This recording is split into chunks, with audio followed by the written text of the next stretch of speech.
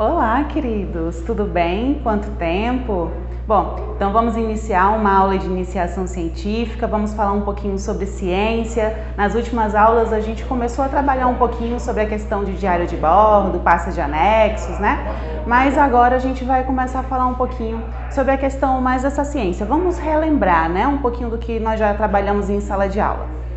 Bom, então, primeiro, já que a ciência ela está tanto em foco, então qual é a origem dessa palavra? Então, primeiro, essa palavra ela tem uma origem latina, scientia, vai significar conhecimento. Então, claro, a ciência ela vai gerar conhecimento, vai trazer novas informações para a gente e a partir dessas informações a gente vai transformando um pouquinho da nossa realidade, né? E aí esse conhecimento, olha só que interessante, ele sistematizado, ele é adquirido a partir da observação, da identificação, da pesquisa, que essa pesquisa ela vai ter uma explicação de determinadas categorias de fenômenos e fatos e vai ser formulada a partir de uma metodologia. Lembra que a gente já falou bastante sobre isso, sobre metodologia? Claro que tudo isso associado, a gente vai fazer uma metodologia e não vai associar, não vai racionalizar, a gente precisa fazer isso, né? Então a gente aplica a metodologia e a partir da aplicação dessa metodologia a gente começa a analisar os resultados obtidos a partir dela, dessa experimentação. Então isso é muito importante. Todos esses pontos a gente já trabalhou um pouquinho em sala de aula, agora a gente começa a desmembrar um pouquinho deles e trabalhar em partes, para que a gente possa compreender um pouquinho melhor. Iniciando então, uma frase que eu acho que é bem interessante para nós, né, nesse momento, que diz assim: tudo que é científico apoia-se na experimentação. Isso está no livro proposto por Knossi 2018, Ciência Fácil. E aí, quando eu vi essa frase, achei interessante, né? Ele coloca tudo que é científico apoia-se na experimentação. Então, se ele está dizendo que tudo que é científico apoia-se na experimentação, isso quer dizer que o bom pesquisador, ele é fiel a um processo metodológico, né? Então, quer dizer que o bom pesquisador, ele precisa estar atento à metodologia que ele está aplicando, não é isso? Então, ele tem compromisso ao método científico. Ah, aí pode ser que você esteja pensando assim, bom, professora, quer dizer então que se eu não aplicar um método científico, eu não poderia considerar isso como ciência?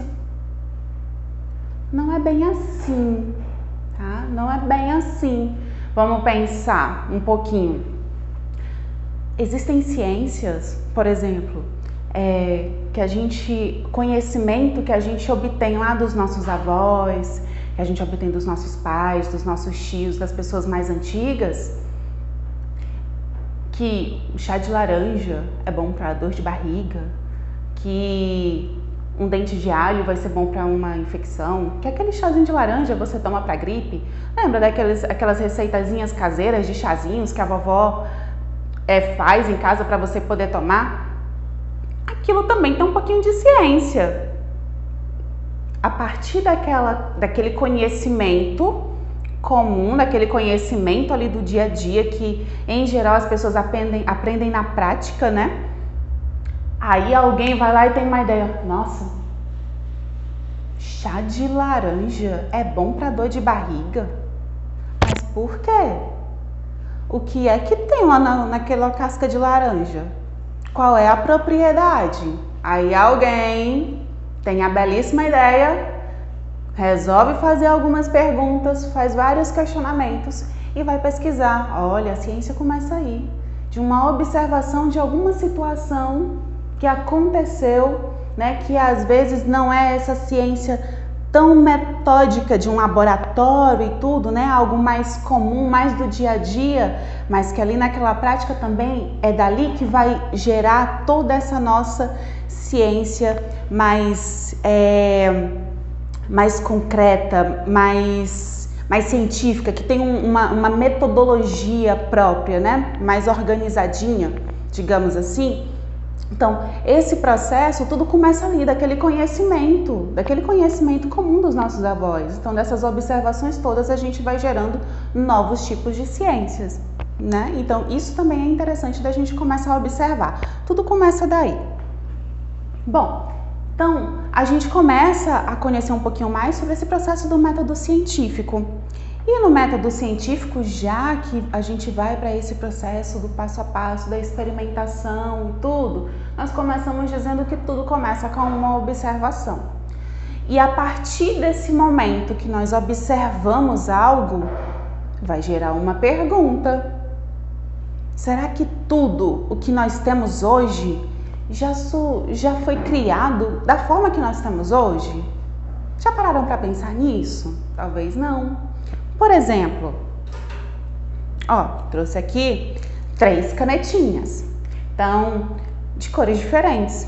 Mas será que há alguns anos atrás, não sei, talvez uns 50 anos atrás, nós tínhamos canetinhas assim coloridas?